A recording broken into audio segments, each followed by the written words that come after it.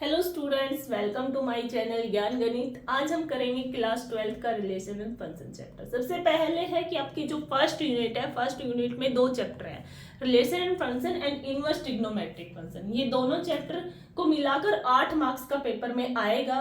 तो सबसे पहले आज हम स्टार्ट करेंगे relation and function. Relation and function chapter आपका क्लास 11th में भी था। आज बिल्कुल बेसिक से हम इसको पढ़ेंगे, बिल्कुल बेसिक से हम स्टार्ट करेंगे। फर्स्ट यूनिट इन दोनों चैप्टर से मिलकर बनती है। अब देखो यहाँ पे सबसे पहले रिलेशन क्या होता है। रिलेशन की डेफिनेशन देखना, आपने क्लास 11th में भी पढ़ा है। आपके पास कोई दो सेट है, कोई दो नॉन एम्प्टी सेट है। एम्प्टी का मतलब होता है उसमें कोई भी एलिमेंट नहीं है। यहाँ पे है non empty set. Let A and B be any two non empty set. Two non-empty set, then any elements A cross B। A cross B आपने क्लास 11th में पढ़ा था। वो क्या होता है, कार्टेशियन जो प्रोडक्ट आपने क्लास 11th में कराई थी, ये वहीं पे वो ही यहाँ पर है। A क्रॉस B, इसको क्या कहेंगे, इज कॉल्ड अ रिलेशन। आपने क्लास 11th में आपके पास दो सेट थे, जैसे ए हो गया 1 2 3, बी आपके पास है 2 3। ये दोनों सेट हैं, नॉन एम्प्टी सेट है, क्योंकि इसमें एलिमेंट्स है इसलिए ये नॉन एम्प्टी सेट है। अब कह रहा है ए क्रॉस बी। जो ए क्रॉस बी तुमने क्लास 11th पे कार्टेशियन जो प्रोडक्ट कराई थी, ए क्रॉस बी कैसे हो जाएगी, वन जो ए के सारे एलिमेंट बी के साथ रिलेट करेंगे, जो ए के जितने भी एलिमेंट्स हैं वो बी के साथ रिलेट करेंगे। 1 2 1 3 2 2 2 3 3 3। ऐसे ये जो रिलेशन बना आपका, यहाँ पे ये सारे एलिमेंट एक दूसरे से रिलेट किए, ये कार्टेशियन प्रोडक्ट है। उसी को हम क्या कह रहे हैं, रिलेशन। इसको क्या नाम दे रहे हैं, रिलेशन, जिसको डिनोट किया जाता है कैपिटल आर से। ये क्या होता है, रिलेशन। अब यहाँ पे आपको समझना है, आपको डोमेन और रेंज के बारे में आपको सबको पता होगा। सबसे पहले बात करते हैं डोमेन। ये ए एलिमेंट है, ये बी है, ये ए सेट है, ये बी सेट है। ए के एलिमेंट 1 2 3 डाल दिए, बी के एलिमेंट 2 3 4। भाई यहाँ 1 रिलेट कर रहे हैं 2 से, 2 रिलेट कर रहे हैं 3 से, और 3 को रिलेट करा दिया हमने 4 से। यहाँ इन दोनों के बीच में कुछ ना कुछ फंक्शन बनेगा। भाई 1 रिलेट कर रहे हैं 2 से, कैसे रिलेट कर रहे हैं कि जो भी ए के सेट है उनमें हमने 1 ऐड कर दिया। जो ए के सेट के जो भी एलिमेंट है उनमें हमने 1 ऐड कर दिया, तो 1 रिलेट किया 2 से। यहाँ पे एक रिलेशन बन के आया ना दोनों के बीच में। तो ये जो आपका ए सेट होता है उसको बोला जाता है डोमेन। ये क्या होता है, डोमेन। और जो बी सेट है उसको बोला जाता है कोडोमेन। कोडोमेन। अब यहाँ पे ये जो बी सेट है वो पूरे का पूरा कोडोमेन है, और ए सेट जो है वो डोमेन है। अब ए का जो एलिमेंट है बी के साथ जो रिलेट कर रहे हैं, जैसे 1 है रिलेट कर रहे हैं 2 के साथ, तो 1 की जो इमेज बनी, 1 की जो इमेज बनी वो क्या बनी है, 2। और यहाँ पे 2 की जो इमेज बनी वो 3, 3 की 4। तो कहने का मतलब यह, हाँ आप ऐसे भी कह सकते हो, जो बी के जो एलिमेंट है 2, 2 की प्री इमेज है 1, 1 की इमेज है 2। अगर आप बी से ए में बताओगे, ए से बी में बता रहे हो, तो 1 की इमेज है 2, 2 की इमेज है 3। बी से ए में अगर आप डेफिनेशन को रिलेट कराते हो, बताते हो, तो 2 की प्री इमेज क्या होगी, 1, 3 की प्री इमेज है 2। आपको ऐसे बोलना है।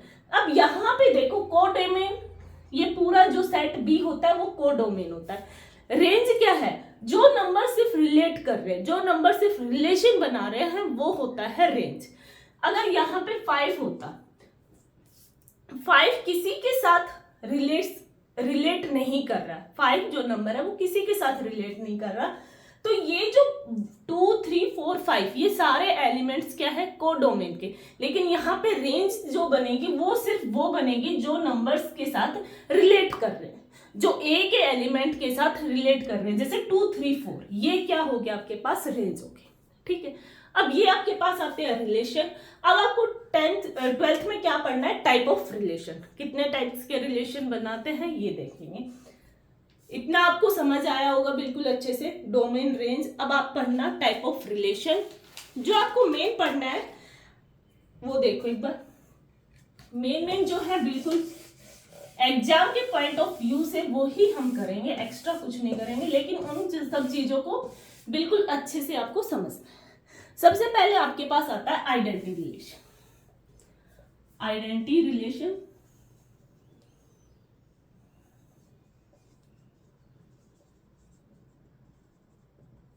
भाई यहां पे आप एक नाम से ही समझ जाओगे आइडेंटिटी रिलेशन क्या होता है। अब डेफिनेशन आप देखना, यहां दे रखा है आर। आर क्या है? आर जो कैपिटल आर लिखा हुआ है वो आपके पास रिलेशन है, ए और ए। आइडेंटिटी रिलेशन का मतलब होता है सेम एलिमेंट। जो भी रिलेशन बना रहा है उसमें दोनों एलिमेंट, मतलब 1 की इमेज 1 ही हो, 2 की इमेज 2 हो, सिर्फ सेम एलिमेंट हो। और ये ए किसमें बिलोंग कर रहा है? कैपिटल ए सेट में। तो यहां पे इसको आइडेंटिटी रिलेशन कहते हैं। जैसे 1 1 फॉर एग्जाम्पल के लिए, 2 2 3 3, ऐसे जब सेम एलिमेंट हो उनको बोला जाता है आइडेंटिटी रिलेशन। उसके बाद आपके पास आता है यूनिवर्स रिलेशन। लेकिन एक चीज का याद रखना है आपको, एक चीज ध्यान रखनी है, ये आगे रिफ्लेक्सिव रिलेशन जो आता है उसमें पढ़ेंगे। अगर आपके पास ए सेट दिया हुआ है, ए सेट में 1 2 3 एलिमेंट बने हैं, आइडेंटिटी रिलेशन के लिए वो नहीं है, सिर्फ रिफ्लेक्सिव रिलेशन के लिए है। उसमें सारे एलिमेंट का इमेज, जैसे 1 का रेंज 1 होना चाहिए, 2 का 2 और 3 का 3। अगर एक भी नंबर यहाँ पे छूटता है, मतलब ए में जितने एलिमेंट्स है सबका होना चाहिए, अगर एक भी एलिमेंट अगर यहाँ पे छूटता है तो हम वहां पे उसको रिफ्लेक्सिव रिलेशन नहीं बोलेंगे। रिफ्लेक्सिव रिलेशन और आइडेंटिटी रिलेशन सेम सा है, दोनों की डेफिनेशन सेम है, हम उसको आगे समझेंगे।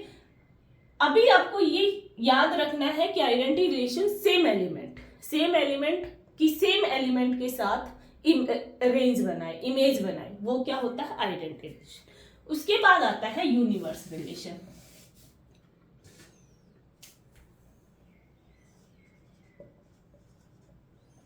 यूनिवर्सल रिलेशन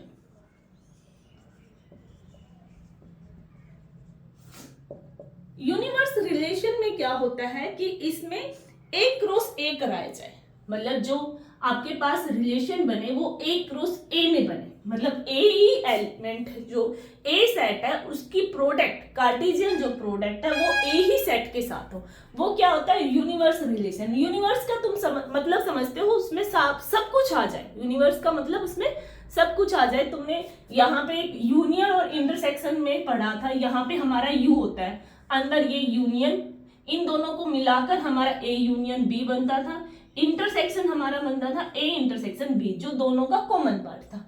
और ये जो बाहर का जो बॉक्स दिख रहा है आपको रेक्टेंगल शेप में, ये क्या होता था? यूनिवर्स।